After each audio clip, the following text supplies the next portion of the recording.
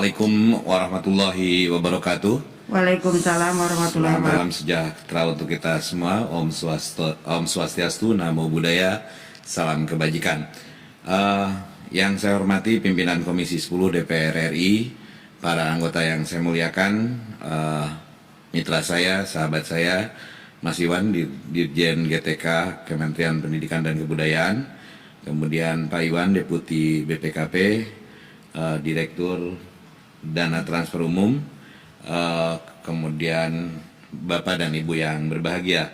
Mengawali segala sesuatunya tentu saya ingin memberikan sebuah apresiasi penghargaan atas kesempatan yang diberikan untuk guru-guru agama masuk ke dalam skema P3K ini.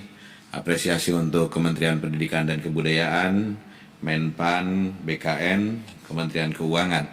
Walaupun menyisakan banyak persoalan buat kami, karena kebanyakan guru-guru kami adalah guru-guru yang berada di madrasah. Saya mencoba memberikan catatan-catatan atas pertanyaan berdasarkan butir-butir yang disampaikan oleh Pak Sekretariat Komisi 10 yang disampaikan pada kami. Yang pertama bahwa mekanisme penganggaran Kementerian Agama Republik Indonesia terkait dengan skema pengangkatan guru tenaga kependidikan honorer menjadi ASN. Jadi Bapak dan Ibu yang saya hormati, bahwa rencana penganggaran Kementerian Agama terkait dengan skema pengangkatan GTK honorer menjadi ASN dilakukan melalui penyediaan anggaran dari Kementerian Keuangan yang tentu saja berbasis roadmap dari Bappenas. Dalam DIPA Direktorat Jenderal Pendidikan Islam tahun 2021 belum dialokasikan secara khusus anggaran untuk pengangkatan GTK honorer menjadi ASN. Sementara untuk kebutuhan pembayaran gaji guru sekitar 9.464 guru honorer sebagai sisa dari K2 yang direncananya akan diangkat melalui skema P3K tahun 2021 ini, anggaran disediakan melalui mekanisme cost sharing. Dan selanjutnya untuk sisa kekurangannya akan diajukan melalui mekanisme anggaran BABUN di Kementerian Keuangan. Direktorat Jenderal Pendidikan Islam tentu saja sangat concern dalam membantu guru-guru non-PNS terkait dengan pemberian tunjangan profesi guru non-PNS di madrasah, TPG guru agama Islam non-PNS di sekolah umum, kemudian insentif ustadz di pondok pesantren, insentif guru non-PNS PAI, kemudian tunjangan guru non-PNS yang belum disertifikasi, guru non-PNS yang menerima tunjangan khusus, termasuk guru non-PNS pada pendidikan diniyah formal dan muadalah di pondok pesantren. Mengenai regulasi yang diimplementasikan di Kementerian Agama, telah dikeluarkan hanya berupa surat edaran Sekretaris Jenderal terkait dengan pemenuhan kuota pengangkatan ASN yang diperoleh dari Kemenpan RB dan BKN. Sedangkan implementasinya dilaksanakan dengan mengikuti rambu-rambu yang telah ditetapkan melalui Penmenpar RB, kemudian RKBKN, misalnya tentang syarat, kriteria, dan kuota atau jumlah ASN yang akan diangkat.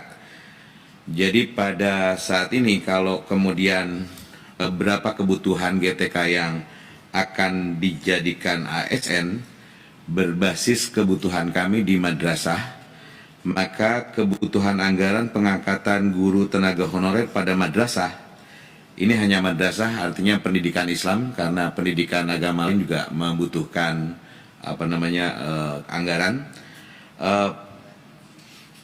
Pada tahun 2021 sekitar 3,6 triliun untuk 96.400 PPK dengan asumsi setiap bulan 3.100.000 selama 12 bulan.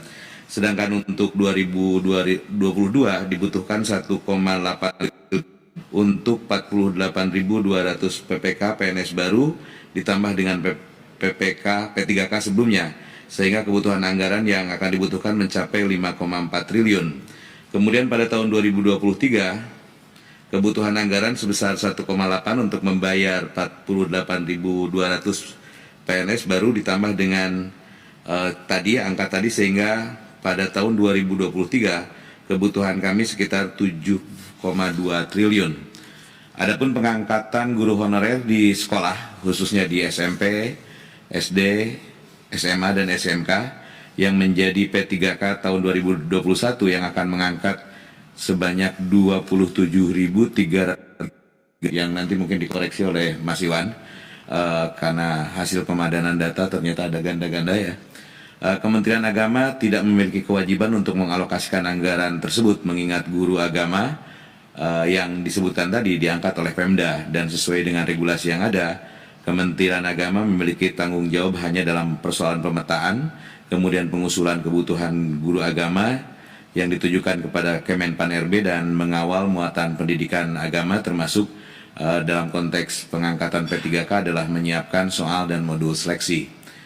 Kemudian mengenai koordinasi Kementerian Agama dengan Bappenas dan Kemenkyu, koordinasi dengan Bappenas dan Kemenkyu tentu saja rutin dilakukan baik terkait dengan penyiapan program dan anggaran secara keseluruhan maupun berkenaan dengan skema pengangkatan GTK honorer menjadi ASN. Koordinasi dilakukan melalui pertemuan-pertemuan trilateral meeting yang melibatkan tiga pihak yaitu Kementerian Agama, kemudian Kementerian Keuangan dan Bappenas. Salah satu bentuk koordinasi yang dilakukan misalnya melalui penyusunan rencana regulasi setingkat Perpres dan rencana implementasi dalam wujud roadmap atau peta jalan.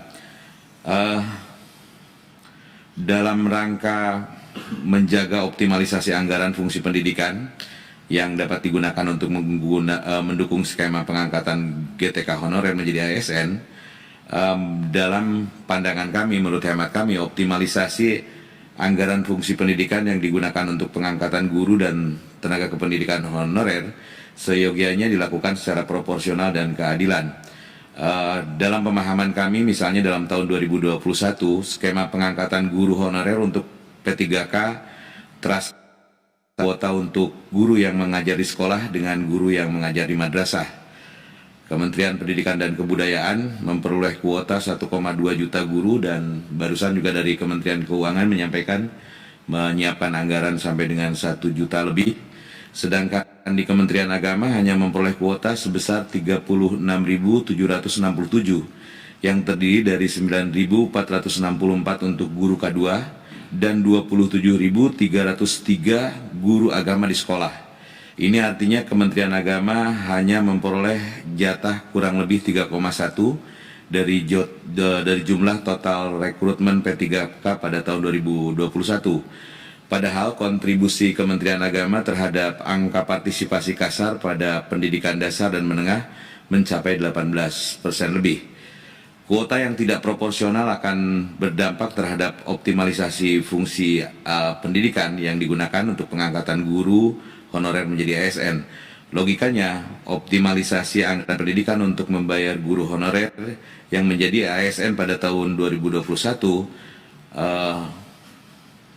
pada saat ini kan kita hanya mendapat 3,1, seharusnya ya lebih dari itu. Saya membayangkan betapa sedihnya guru-guru madrasah yang hari ini mereka melakukan jihad luar biasa, tetapi tidak memperoleh perhatian. Kemudian hal yang lain, dan saya mohon bantuan pada Ibu dan Bapak,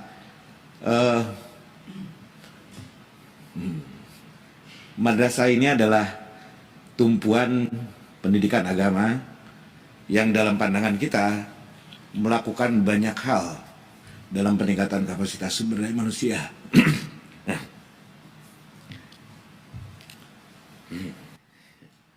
Ya. Jadi mohon perjuangan dari semua pihak lah. Intinya itu. Kemudian terkait dengan undang-undang, apakah skema pengangkatan ASN, peraturan undang-undangan sudah memadai mengimplementasikan skema pengangkatan GTK honorer menjadi ASN. Secara umum, Undang-Undang Nomor 5 Tahun 2014 tentang ASN telah memberikan landasan yang kuat tentang pengaturan ASN di Indonesia. Namun demikian, praktek ajas proporsionalitas nampaknya perlu menjadi perhatian kita semua. Dan mudah-mudahan melalui forum terhormat ini, kami, guru-guru madrasah juga memperoleh perhatian dari negara. Saya kira demikian. Terima kasih atas perhatiannya. Wallahul muwaffiq ila aqwamit thoriq. Wassalamualaikum warahmatullahi wabarakatuh.